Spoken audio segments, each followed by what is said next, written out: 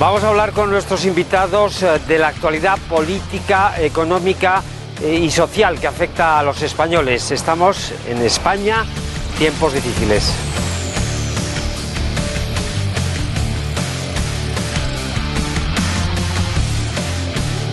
Los políticos nos han llevado a una situación bastante tensa. Tenemos, sobre todo en política y en la sociedad, problemas gravísimos. Esto es un despelote total y absoluto a todos los niveles. Esto parece que va a terminar muy mal. Tampoco es que sea difícil, lo que pasa es que tendrán que poner solución. Esperaba yo como un poco un país más seguro. España está en tiempos muy difíciles y nosotros que venimos de Cataluña, además. España, tiempos difíciles.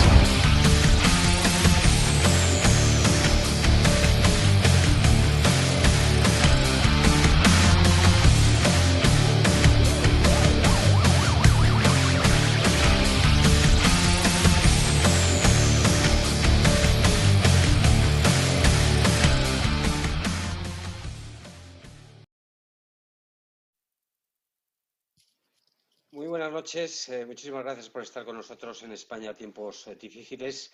Hoy es jueves 16 de abril, son las 9:01 de la noche y el gobierno de la nación, el gobierno de España, está totalmente desbordado, sigue totalmente fuera de control. Hoy escuchábamos a Salvador Simón, que con todo el descaro ya reconoce que nunca vamos a conocer el número real de muertos. Hoy las cifras oficiales hablaban de 19.130 fallecidos, pero, por ejemplo, el gobierno de la Generalitat ya está hablando de 3.242 muertos más. El gobierno de la Comunidad de Madrid habla de 4.000 muertos más a añadir a las cifras oficiales, con lo cual podremos estar hablando con una media con respecto al total de toda España de más de 30.000 fallecidos. España sigue siendo, desgraciadamente, el país con mayor número de muertos por millón de habitantes.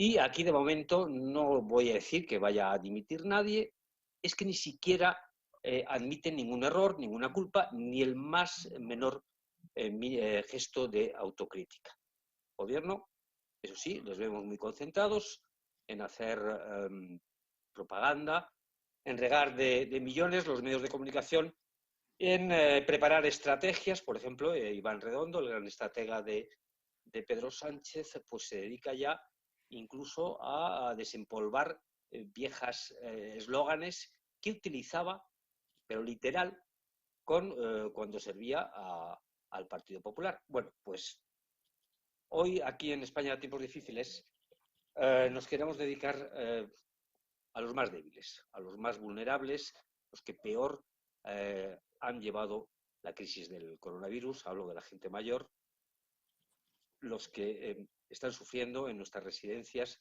Hay casos en toda España, en Leganés, en Segovia, en Madrid, en fin, en todas las partes de España. Los que peor han resistido este terrible zarpazo del coronavirus son la gente mayor. Y para ello tenemos esta noche una persona que sigue muy de cerca todo lo que está ocurriendo, a Lourdes Bermejo. Me dice que es vicepresidenta gerontológica de la Sociedad Española de Gerontología y Geriatría de España. Buenas noches, Lourdes. Hola, buenas noches. Yo quería preguntarte, estábamos hablando un poquito antes de empezar el programa, ¿cuándo empezamos a hacerlo tan mal? Bueno, yo creo que empezamos a hacerlo mal cuando empezamos un poco a no tomarnos en serio las alarmantes noticias que venían no solamente de China, sino sobre todo de Italia, porque en el norte de Italia somos primos hermanos, como digo yo, es decir, a nivel cultural y a nivel de recursos y a nivel de, sobre todo también de envejecimiento de su población, de un poquito la pirámide poblacional, pues es mucho más parecida a la nuestra que la China. Y entonces, pues quizá no estuvimos, vamos a hablar en plural para no concretar quién debía de estar ojo a visor, no estaban ojo a visor de que lo que estaba sucediendo en el norte de Italia es algo que iba a generalizarse indudablemente porque es una enfermedad infectocontagiosa. Y además teníamos en aquel momento vuelos abiertos y compatriotas nuestros que estaban yendo y viniendo a esa zona de riesgo, ¿no?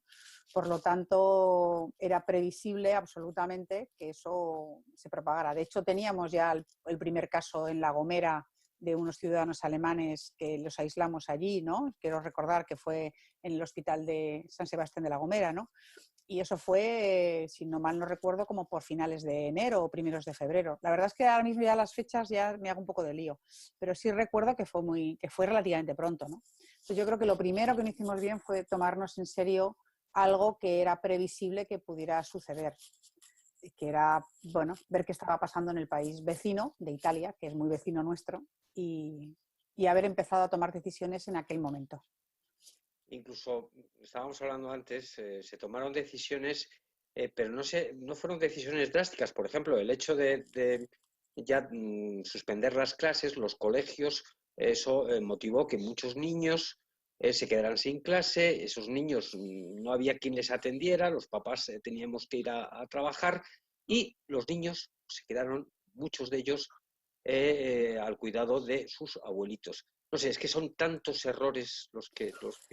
Yo creo que el principal error cometido fue no sé, el pensar que nosotros no nos podía pasar algo así, que nosotros podíamos, en fin, continuar con nuestra vida con normalidad, mantener convocatorias de manifestaciones que en otros momentos pueden ser perfectas, pero en este momento y en esa fecha ya eran un escenario de contagio evidente, y esto se sabía de antes.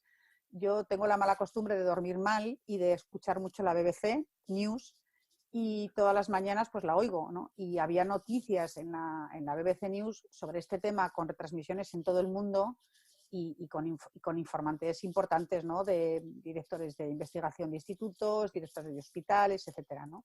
Y desde luego la información que se iba dando y incluso nosotros, por ejemplo, como Sociedad Española de Geriatría y Gerontología, tuvimos también información derivada de la Sociedad Italiana de Geriatría y Gerontología sobre el análisis del impacto que estaba teniendo en los más frágiles, en las personas mayores, sobre todo en las muy mayores, y de alguna forma nosotros ya íbamos teniendo un escenario en la cabeza. Quiero pensar que si nosotros, una sociedad de profesionales, ya teníamos pistas e información en la cabeza, las personas responsables pues tendrían que tener muchísima más. ¿Cómo no van a tenerla? Si tienen que tener muchísimos más y mejores informantes y además ese es su trabajo, ¿no?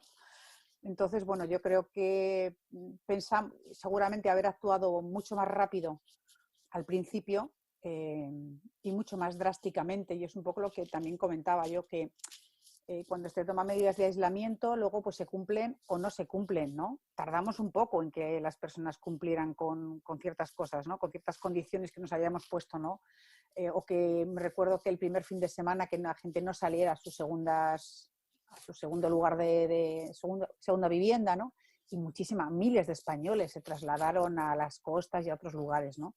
Es decir, dijimos una medida, vamos a hacer esto, y la gente, pues, yo creo que conociéndonos, que somos latinos, pues no, si se toman medidas cuando es importante y urgente tomarlas drásticamente, hay que tener también los medios para hacerlas valer, ¿verdad? Porque esto es serio, esto es muy serio, no era una broma, ¿no? Y yo creo que todo eso se junta un poco con la gravedad en sí misma de un virus que está siendo pues mucho peor de lo que igual en un primer momento se imaginaba, quizá porque el primer país que estaba informando era China, que tampoco me parece a mí, y esto es una opinión personal, sea un ejemplo de transparencia. Es decir, que si China reporta 1.000 casos, pues no sabemos si tenía 1.000 o 5.000 o 20.000, porque no parece que... ¿no? Entonces quiero decir que también eso seguramente ha ayudado a minimizar, ¿no? Porque la transparencia a lo mejor de toda la información tampoco era tan total, ¿no? Entonces, entre eso y un exceso de optimismo y de superficialidad y de no previsión, pues yo creo que hay algo que es quizá lo que más nos está costando remontar ahora, dentro de la imprevisión o dentro de haber actuado tarde. No es solamente las medidas de aislamiento, que por supuesto han llegado tarde y no han sido lo suficientemente contundentes desde un principio, porque nos hubiéramos evitado mucho más, como sí han hecho otros países. Fue la compra de material. Esa ha sido, desde mi punto de vista, el riesgo, o sea, lo que peor hemos hecho ha sido no adelantarnos a ir a comprar al mercado internacional lo antes posible materiales de protección para nuestros profesionales, por un lado las EPIs, los equipos de protección individual, y los test. haber ido rápidamente al mercado internacional y se nos adelantaron muchos otros países. De tal forma que cuando nosotros hemos ido a comprar ya el mercado estaba saturado, ya no había, ya estaba multiplicado por no sé cuánto el precio y ya tenemos buenas ganas de comprar, pero ya no es tan fácil comprar. Y esto Sí, Lourdes, el está caso, demorando.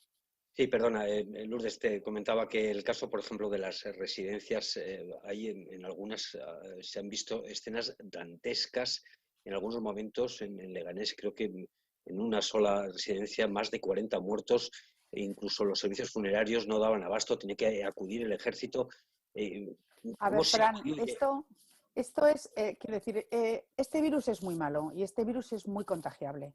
Y además es un virus muy, muy agresivo para unas personas que tienen una fragilidad en su condición física o tienen otro tipo de patologías asociadas. Y esto suele suceder mucho más frecuentemente en los mayores y sobre todo en los muy mayores, en los mayores de 80 años, de 70 para arriba, pero sobre todo de 80, ¿no? Y entonces, ¿qué sucede?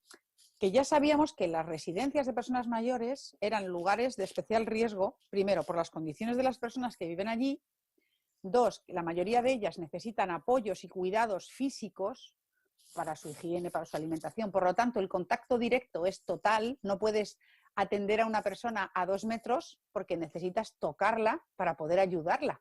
Entonces, las personas necesitan apoyos, las personas son frágiles de salud. Además, viven en unas condiciones donde la primera norma de una enfermedad infectocontagiosa es el aislamiento de los casos positivos. Pero en nuestras residencias no se dan las condiciones para poder aislar a las personas mayores. En la mayoría de las residencias, habrá alguna que sí, pero la mayoría de nuestras residencias no tienen los espacios para poder haber realmente lo primero que había que haber hecho, aislado a los posibles porque en aquella época no teníamos ni test para mirar nada, ¿no? Pero bueno, primeros síntomas, haber aislado a esas personas. Pero nuestros centros residenciales no son centros sanitarios para hacer aislamientos. Entonces, se ha ido produciendo un poco una suma de muchas cosas, luego los propios profesionales se han ido enfermando, porque como no había habido prevención en la propia masa social de los trabajadores, porque habían estado hasta hace 4 días miles juntos por un sitio y campando a sus anchas, pues hemos tenido muchísimos trabajadores que sin darse cuenta, por ser asintomáticos, han estado transfiriendo la propia enfermedad sin saberlo. Entonces nos hemos encontrado plantillas de centros donde las personas estaban enfermas, la plantilla. Las personas mayores, algunas enfermas. Las que estaban enfermas o posibles no se podían aislar. Y además, cuando se llamaba a urgencias, tampoco nos sacaban a esa persona para evitar el contagio de otras. Entonces, se contagiaban a otras personas más. Entonces, y luego, desgraciadamente, esta enfermedad es muy dura, porque hay personas que están controladas y de repente en un día o en 2 tienen un pico de fiebre o un ictus y causa una hemorragia cerebral y además de lo que es la dificultad respiratoria, que es un poco el primer síntoma que todo se ha visto, ¿no? Pero en la población muy mayor hay otros síntomas también, ¿no? Se ha ido sabiendo más tarde, ¿no? Entonces, realmente es una enfermedad muy dura y muy complicada de gestionar. Entonces, ha habido demasiadas circunstancias y sigue habiéndolas, porque a fecha de hoy muchos profesionales de centros residenciales no tienen equipos de protección personal. Todavía muchas personas que trabajan en centros de atención a personas en situación de dependencia no tienen equipo de protección. Y lo están haciendo en su casa. Yo tengo una compañera que se lleva un traje de pintor de su marido y la escafandra esta que se ha hecho ella con una bolsa de tal y seguimos todavía. Hay muchos centros en España que están trabajando con bolsas de basura como forma de protección.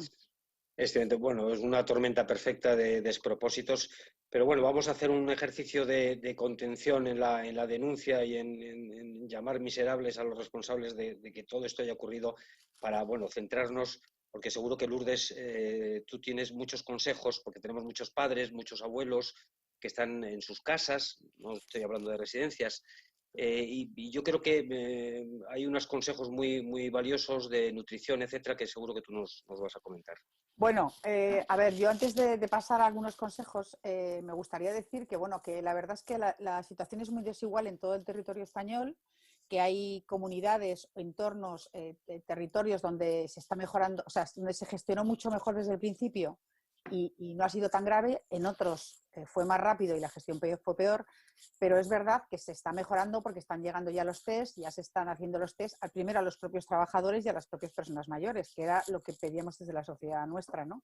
Y eso va haciéndose. Hay otro elemento que también está mejorando mucho, y creo que también es justo decirlo, ¿no? Se han desarrollado en algunos territorios y comunidades autónomas centros COVID para personas mayores. Es decir, se han aislado las personas mayores que podían estar con la propia enfermedad con sospecha o ya con el test hecho y que no necesitan otro tipo de abordajes sanitarios más intensos en el hospital, pero se les puede dar su tratamiento, pero evitando que se contagien las personas con las que conviven en la residencia. Es decir, que ya están funcionando unos circuitos de derivación que esto es importante decir que esto está mejorando.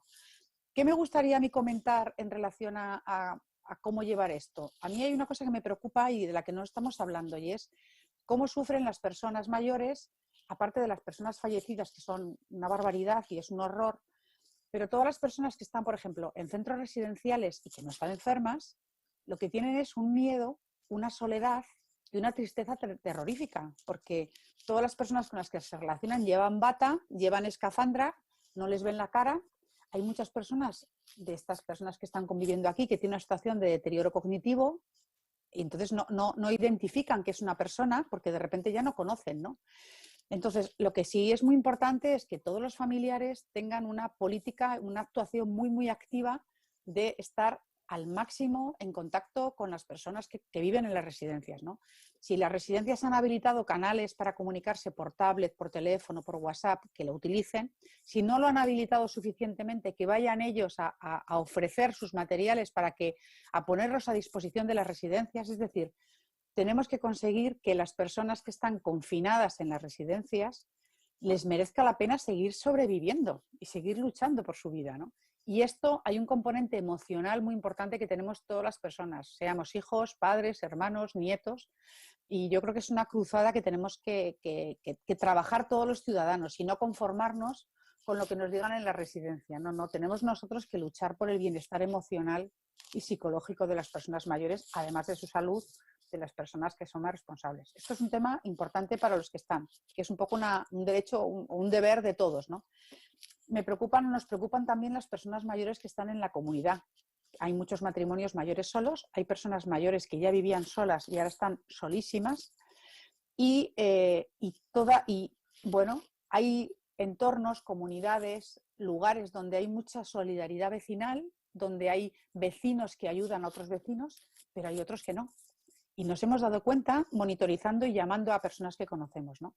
Entonces, otra solidaridad que yo necesito recomendar y recordar, por favor, que todos pensemos si conocemos personas mayores en nuestro barrio, en nuestra escalera, en nuestra urbanización y nos pongamos en contacto y veamos a ver la forma de hacerle llegar que podemos ayudarle, porque hay mucha gente que todavía a la que no hemos llegado ni por los servicios sociales ni a lo mejor ni por la red de ciudadanía habitual que deberíamos igual poder utilizar más, ¿no?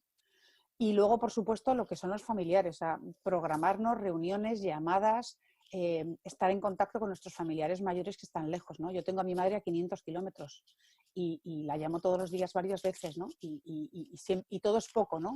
Yo, los otros y quienes podamos, ¿no?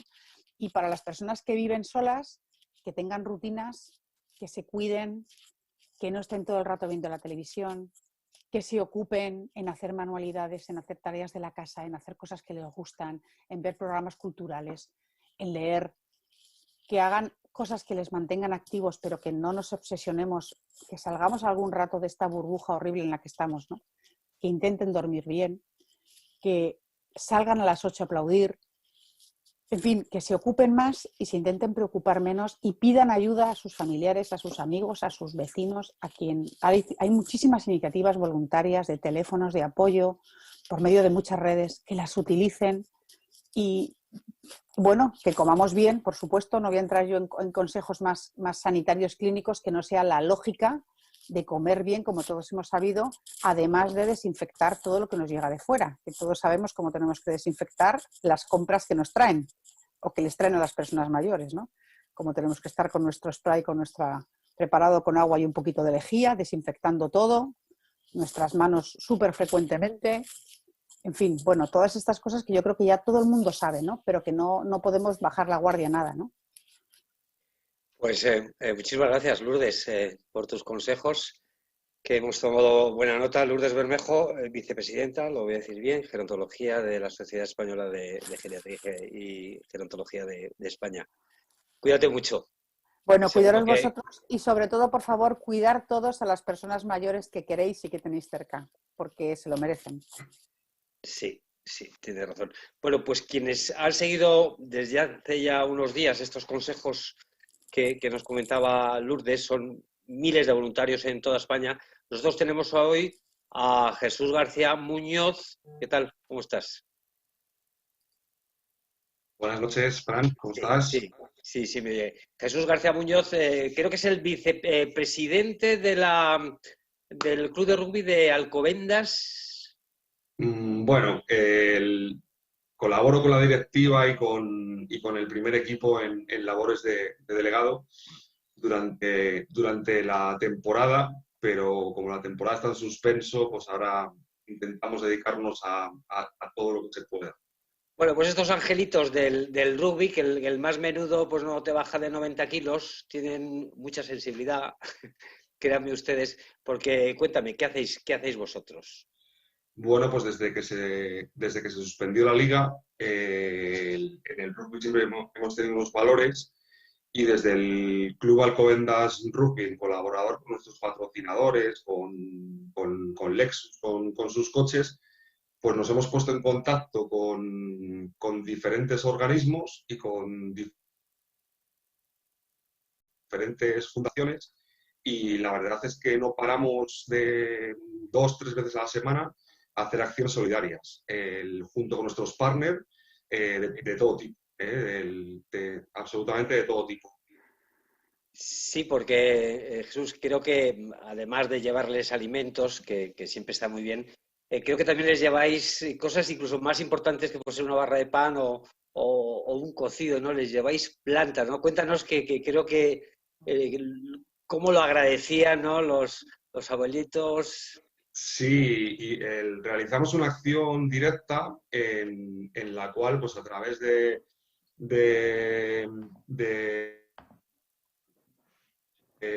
Papa John's, de un partner nuestro, pues nos dan unas pizzas a nosotros como club, porque nosotros tenemos gente que ha venido de fuera, de otros continentes, que está jugando con nosotros de manera amateur, y de repente no pueden volver a sus países y ellos mismos se ven encerrados en los pisos que les proporcionamos.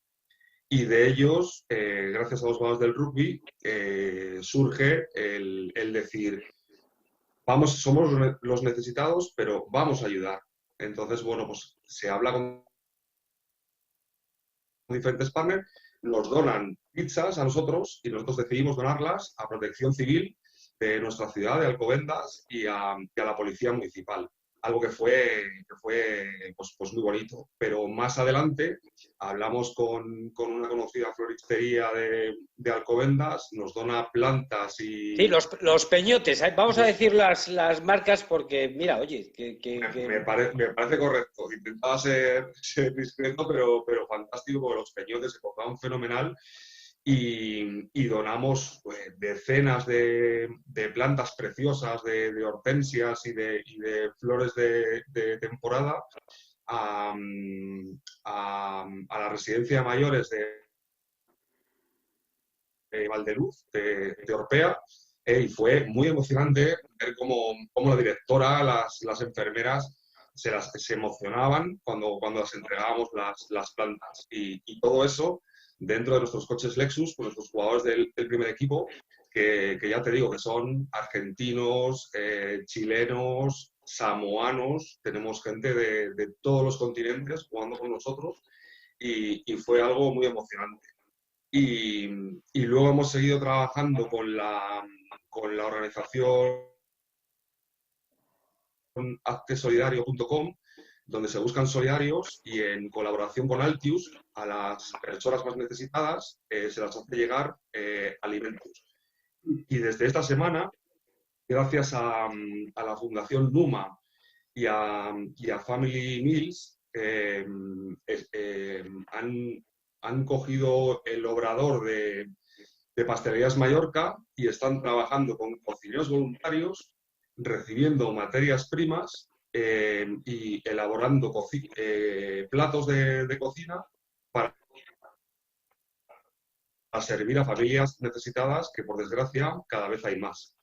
Incluso a través de nuestra página web, pues yo creo que la gente debería estar muy atento, porque vamos a abrir una cuenta, una especie de fila cero, para que la gente pueda donar dinero que destinaremos a esa fundación para hacer llegar comida a las familias más necesitadas. Vamos a estar muy pendientes. Muchísimas gracias, Jesús García. Gracias a vosotros siempre. Del Club de Rugby Alcobendas, y que darles las gracias a tus angelitos de 100 kilos por la labor que estáis haciendo. No sé, igual ustedes... Os esperamos. Sí, estaremos atentos de esa fila cero para haceros un poquito de publicidad, para que la gente vaya. Fantástico, y os esperamos en nuestro campo, en las terrazas, donde estáis todos invitados. Seguro que vamos un día. La labor que están haciendo los voluntarios, las empresas, desinteresadamente, no saben ustedes lo valioso que es, porque en estos momentos, y nos consta, hay miles y miles de ciudadanos que no tienen ni siquiera para comer. España, bueno, pues funcionaba muy bien los bancos de alimentos, pero precisamente los bancos de alimentos estaban funcionando gracias a gente mayor que estos días no puede operar. Otra de estas empresas que está funcionando muy bien es la de Helen Devine. No sé si lo he dicho bien. Muy buenas noches. Hola, ¿qué tal, Francisco? Muy buenas noches. Bueno, lo primero, darte las gracias por darnos espacio en tu programa, a Turismo Solidario 2020. Lo has dicho perfectamente. Bueno, Elena, como más os apetezca. Cuéntanos, vosotros estáis haciendo una labor extraordinaria, habéis captado a un montón de empresas, nómbralas a todas, creo que está Pescanova, Food Truck, porque, como decía, hay muchísima necesidad de gente que vive al día, gente que a lo mejor vivía en la economía sumergida, que no están llegando ahora los ingresos, ningún tipo de ingresos. ¿Y exactamente qué hacéis vosotros? Perfecto, pues bueno, un poco introducir lo que es Turismo 2020. Si alguien quiere algo más de información, estamos en todas las redes sociales. También tenemos una web que es www.turismosolidario2020.org. Somos una asociación sin ánimo de lucro que hemos aunado a los principales representantes del sector turístico para poder aunar fuerzas, centralizar esfuerzos y que todos con nuestros contactos podamos centrarnos en dar una solución a los problemas concretos. Obviamente estamos ahora mismo por una primera fase que es una crisis sanitaria, pero estamos ya de pleno en una crisis alimentaria muy seria. Entonces, esta es la razón que tenemos de existir, ¿no? Perdonadme. Os puedo contar un poquito los proyectos con los que estamos trabajando. Lo que estáis haciendo, sobre todo creo que en Mercamadrid. Fíjense ustedes lo importante que ha sido, toda la logística de que no faltara alimentación, productos en nuestros supermercados. Esto ha sido gracias a nuestros camioneros. Aquí tuvimos un día a uno de ellos. Pero claro, los camioneros han estado recorriendo miles y miles de kilómetros con todas las estaciones de servicio vacías. Llegaban, por ejemplo, a Mercamadrid, venían, descargaban y no tenían ni para cenar, no habían desayunado. Y eso creo que vosotros lo habéis solucionado, que bueno, es de un valor inapreciable. Exactamente, Francisco. Si quieres, te listo un poco, ya te he puesto al corriente sobre las empresas que han ido donando. Está Alaska Seafood, Baibor, Bicompost, Bimbo, Campofrío, Castillo de Canena, Cidacos, Celorio, la Compañía de Dessert, Discarlux, Ebro, Gamba Fresh, González, Patatas y Jolusa, Castel, Legum Chef, Los Norteños, Meléndez Patatas, Panalia, Calidad Pascual, Lonja, La Lonja, Pescanova, el restaurante Piratas, está Portonovo, Villa del Esla, La Vitoriana y seguimos pidiendo obviamente donaciones y nos van llegando poco a poco propuestas, ¿no? Entonces, lo primero, el gran agradecimiento que, bueno, pues por nuestra parte, que somos mediadores para que esto pueda llegar a quien más lo necesita, es la primera parte, ¿no? En cuanto a los proyectos, como bien decías, está Mercamadrid. Mercamadrid está Food Truck España y Gastronomía Solidaria. Están dando bueno, pues, a los transportistas entre 500 y 600 bolsas diarias de, comidas diarias, ¿de acuerdo? Esto obviamente era una necesidad.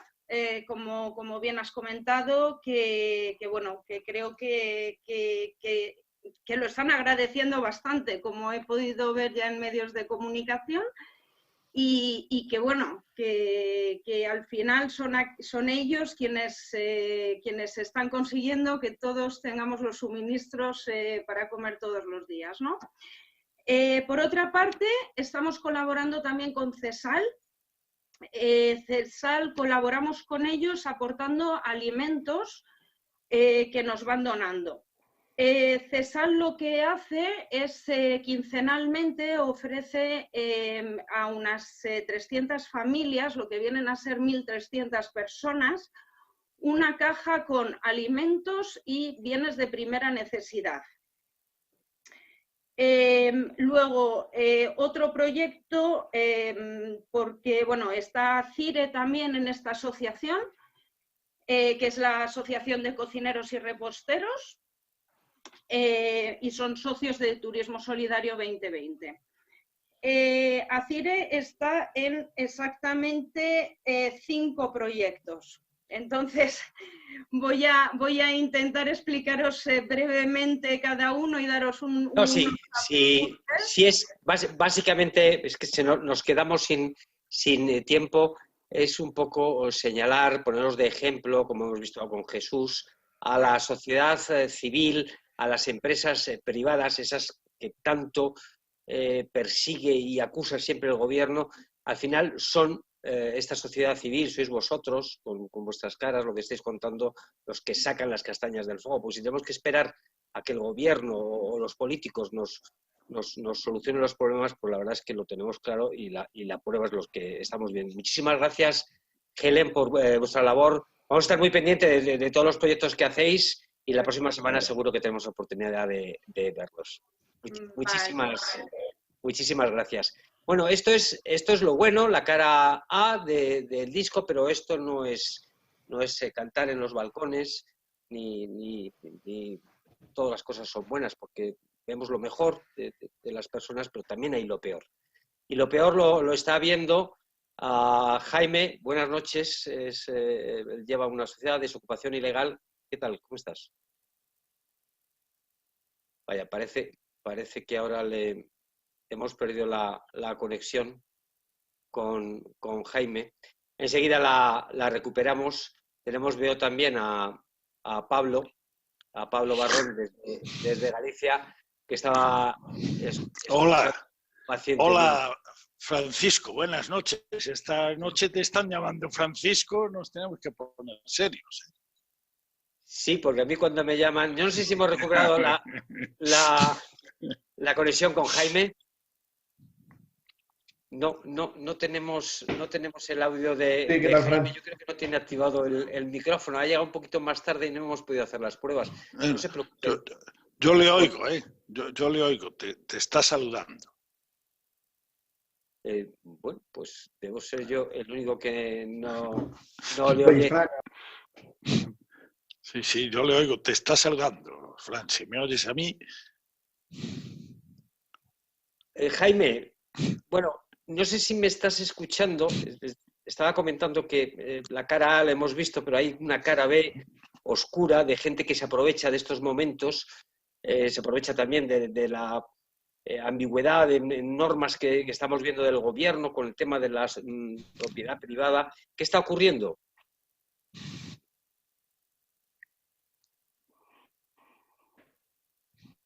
No, yo creo que no tenemos suerte con Jaime. Pablo, has escuchado a Lourdes, bueno, a todos nuestros invitados. Sí, la verdad es que sí, cosas increíbles. Yo que puedo apuntar, Fran, a estas alturas después de esa gente que has tenido. Yo solo digo que en mi último dato, cuando hoy me enteré que íbamos a hablar de la gente mayor, en mi último dato hay 11.600 muertos en residencias. Eso quiere decir que 1 de cada 4 se mueren en residencias. Y esto es pues un poco por todo lo que han estado diciendo los especialistas, porque primero se alarmó con que eran los de altísimo riesgo, y efectivamente es así. Y luego, sobre todo, que es la clave, no se puso ninguna solución, ninguna solución, y entonces llegan todos esos fallos que está habiendo. Por supuesto, no se está reconociendo ninguno, no se da ni el pésame. Ahora parece que... Sí, parece que estaba... Parece que ya tenemos. Pues dejemos que hablen los que saben, entonces, hombre. Jaime, cuéntanos, ¿qué está pasando? ¿Por qué hay tanto caradura suelto? ¿Por qué hay, perdona, Fran? No te he oído. Tanto caradura, tanto aprovechado. Bueno, pues ahora mismo, ya te digo, nosotros sí que estamos bastante desbordados con todo el tema de tanto ocupación como inquilinos, que ya se ven respaldados por el gobierno, ¿vale? Dice, no, como el gobierno ya dice que nos va a dejar 6 meses de carencia, pero ¿quién te va a dejar 6 meses de carencia? ¿Me entiendes? O sea que ya nos están llamando propietarios asustados porque ya muchos inquilinos ya le han dicho, a ver, yo soy autónomo, por ejemplo, y no voy a poder pagarte el alquiler. ¿Vale? Bueno, una cosa es una familia que a lo mejor, pues con la que está cayendo, se haya reducido a cero su nivel de ingresos, pero otra cosa es los aprovechados de turno que están haciendo ocupaciones de segundas viviendas, la gente no se puede mover, pero nadie está tomando... Ahora mismo lo que más está viendo es de segundas residencias, incluso gente que está ya en el hospital enfermas con el COVID-19 y que les están ocupando las viviendas. Y que ellos, pero hasta incluso su primera vivienda, ¿vale? Como ellos tampoco pueden acceder ni pueden ir porque están ingresados, o bien son personas mayores, o bien no tienen un familiar, o no tienen un familiar que pueda acceder o acceder a la vivienda, es los que están sufriendo las ocupaciones. Y cada vez más. Habéis notado, incluso creo que hasta en hoteles llegan además haciendo esas ocupaciones para actividades lícitas, no por necesidad. No, hombre, ya lo último fue en Puerto Banús, que nos han llamado, pues que desocupamos un hotel esta semana allí porque lo habían ocupado. O sea que como veían las neveras llenas, veían el bar lleno y tal, pues se habían metido todos allí a ocupar el hotel. No habían puesto vigilancia, un fallo también del empresario, pero es una propiedad privada, ¿vale? ¿Y la policía puede hacer algo o con estas, en fin, el estado de alarma ambiguo que tenemos del gobierno, puede hacer algo? Pues la policía lo único que puede hacer es tomar nota y hacer la minuta y poco más. Si han pasado las 72 horas, no pueden hacer nada, ¿vale? O sea, ya luego tendríamos que ir al juzgado o bien tendrían que recurrir a empresas como la mía. Te voy a preguntar si, no sé, gente que tenga una segunda vivienda y, claro, la tiene a lo mejor a 500 kilómetros, 200 kilómetros, no se puede ocupar, no se puede desplazar. ¿Se puede tomar alguna medida preventiva? Lo que se puede hacer es poner alarmas y está claro que intentar pedir un permiso para que te dejen ir a poner una alarma a tu segunda vivienda o encontrar algún familiar el más cercano para que pueda acceder a esa vivienda y protegerla. Porque una alarma ya saltaría la alarma y sería un robo, no sería una ocupación. Bueno, pues muchísimas gracias, Jaime, de Desocupación Ilegal. Legal, Fran, legal. Legal, claro. Ilegal es de lo que estábamos hablando antes. Claro, por eso. Lógicamente. Gracias por la... Ya a estas horas no sé ni la que dice. Gracias, Jaime, porque... Gracias a ti. Hablaremos más días porque esto tiene pinta de que va a ir en aumento. Pablo, te he cortado antes la palabra. Nada, no, pero sí, me has cortado y bueno, después de oír a Jaime Sanz, pues menuda preocupación me entra en el cuerpo, porque lo de la expropiación de las segundas viviendas lo tratamos la semana pasada o esta semana al principio, ya no recuerdo, y bueno, y un señor como Jaime Sanz que lo tiene claro, pues ya ves lo que ha dicho. Así que vamos, hay que ir corriendo. Me hubiera gustado preguntarle por soluciones que pueda haber fuera de esa de poner alarma. Es decir, si alguien está empadronado, por ejemplo, pues ya no es una vivienda vacía, aunque estés trabajando, ¿no? Pero bueno, en cualquier caso hay que irse previniendo, que estos van muy rápido. A mí lo que más me preocupa es que van excesivamente rápido con las cosas. Ya ves ahora cómo están, con el tema que hoy precisamente fue noticia, que la parte socialista dijo que esa renta vitalicia se iba a retrasar y llega la parte comunista y dice que no, que se va a firmar en la semana que viene. Así que eso, de entrada eso deja claro que quien mandan, como hemos dicho aquí, son los comunistas. Y de salida que hay un descontrol absoluto y que están haciendo todo con mucha rapidez, mucha más rapidez de lo que están haciendo cosas de tremendo calado, tremendamente rápidas en el tiempo. Y eso va a perjudicar en general. O se toman medidas, yo no sé, Fran, si tienen que ser políticas o militares o las dos a la vez, pero se toman medidas o cada día que pase estamos perdiendo una batalla y nos la están metiendo por la escuadra. Y encima tenemos el problema de que en el siglo XXI tenemos declaraciones y escuchamos a venezolanos que nos dicen, pero si eso exactamente nos lo han dicho a nosotros ya. Vemos a un vídeo que me pasaban a mí, un vídeo sin ningún tipo de preparación, es decir, un vídeo directo, sin ningún montaje, donde el difunto Chávez dice exactamente lo que está diciendo ahora Pablo Iglesias. Por cierto, lo del tonito de esta semana, de hoy concretamente y de ayer en el Congreso de los Diputados, ese tono de cordero degollado que pone, eso es una estrategia también, es una estrategia también dentro de todas estas cosas que nos están perjudicando tanto a este país llamado España, del que creo y espero que quede algo, porque, insisto, algo habrá que hacer, porque si no nos vamos a convertir en Venezuela, pero no teóricamente como ahora que se están dando los pasos. Con la rapidez que estamos teniendo o que están teniendo en la ejecución de todo el comunismo, en 6 meses somos Venezuela. Pues para no terminar con este mensaje que me temo yo que vamos caminito de donde tú has apuntado, me estaba preguntando Helen, que tenía algo que seguro que es un poquito más optimista de lo que ha dicho Pablo. Creo que te ha quedado una cosa importante seguro. Por decirnos, Helen. Pues haber cortado, Helen, directamente. No sé si me oye a mí. Bueno. Sí, le estoy escuchando. Bueno, simplemente, aparte de agradecer a las entidades que están colaborando, entre otras muchas, que está CIRE, está SEGO, está la EPT, está la Asociación Española de Directores de Hotel, Centro Español de Turismo Responsable, Food Truck, Gastronomía Solidaria, Gran Class.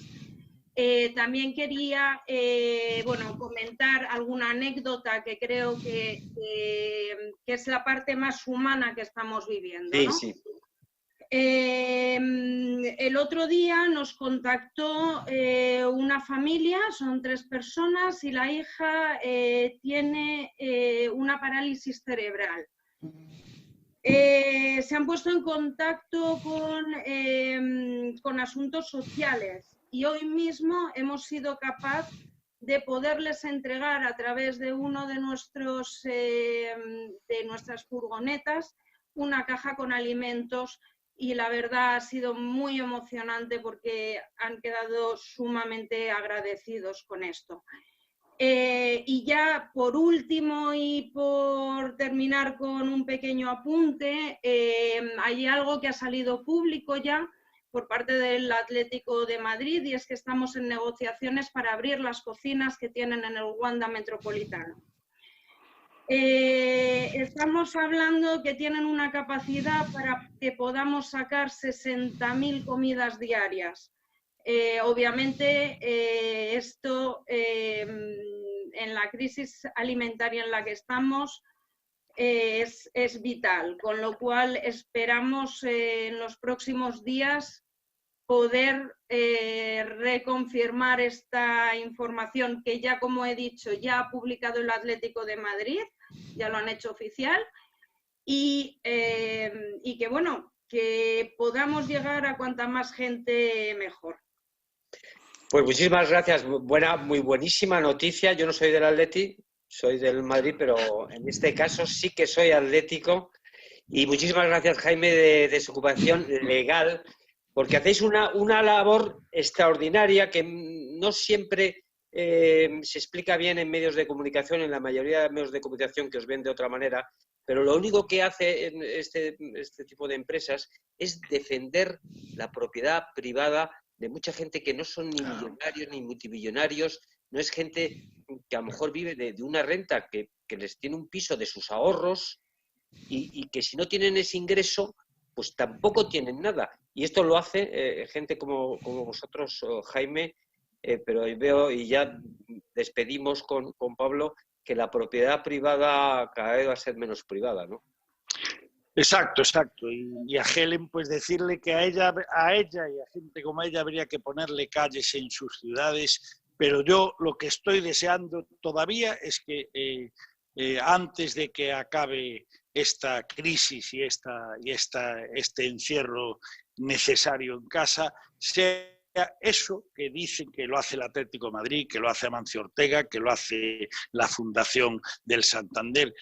A ver si un día oigo que algo de eso lo hace el gobierno. En vez de oír que el señor que hacía en Alcobendas los test los iba a poner a vender, se los confisca el gobierno. Oír que las mascarillas que tenían que ir a las farmacias, las normales, el cupo normal, se quedan las farmacias sin mascarillas para repartirlos ellos en las estaciones de metro. A ver si termino oyendo eso, porque desde luego cosas solidarias y gracias a eso saldremos de esto y no del gobierno. Y a Helen, por supuesto, pues una calle, no sé en qué ciudad vive, pero podemos proponer que le hagan una calle porque lo merece. Estoy en Madrid, pero realmente no la merezco. Realmente esto hay muchísima gente detrás, muchas asociaciones. Creo que el turismo, una de las industrias principales de este país, sabe reaccionar en estos momentos. Creo que esta iniciativa es prueba del sector y de la calidad de los profesionales que configuramos esta industria. Con lo cual habría que hacer calle de profesionales del turismo, si os parece, pero no es todo el mérito mío, yo solo hago una pequeñísima parte. Voy a dar la última palabra a Jaime, porque además de dejarle hablar muy poquito, le hemos tenido ahí un buen rato y encima me he equivocado yo con el nombre de la empresa, que parece mentira, Jaime de Desocupación Legal. Jaime, venga, cuéntanos y ya despedimos. Nada, lo que hablábamos antes, lo que decía Pablo también, lo del tema de la propiedad privada, creo que cada vez nos lo están poniendo más difícil, pero no pero no a cual, como decíais, no a millonarios, sino a pequeñas familias que tienen sus pequeños ahorros y están viviendo de eso. O sea, tienen su pensión y al final también tienen esa pequeña ayuda de esos alquileres. Y al final, pues creo que se nos está yendo de las manos y se nos va a ir totalmente, porque no se respeta la propiedad privada en ningún momento. Y aparte de que no se está respetando, es que aparte es que están usurpando y están robando dentro de las viviendas. O sea, que no son personas necesitadas, ¿vale? O sea, también hay personas que se meten porque la ley les ampara estar 72 horas metidos en una vivienda mientras la van desvalijando. O sea, eso no es necesidad, eso es ser un cara dura y un jeta. Y a estos jetas y caraduras, pues la ley que tenemos ahora, la de nuestros gobernantes sociocomunistas, pues les deja hacer y campar a sus anchas. Y me temo, como decía Pablo, que esto va a ir cada vez a más. Bueno, pues y vamos a terminar con la noticia buena de Helen, pero no ha podido ser. Esto es lo que hay. Mañana tendremos más España Tiempos Difíciles, son ya casi las 10 menos 10 de la noche. Muchísimas gracias por su atención y hasta mañana.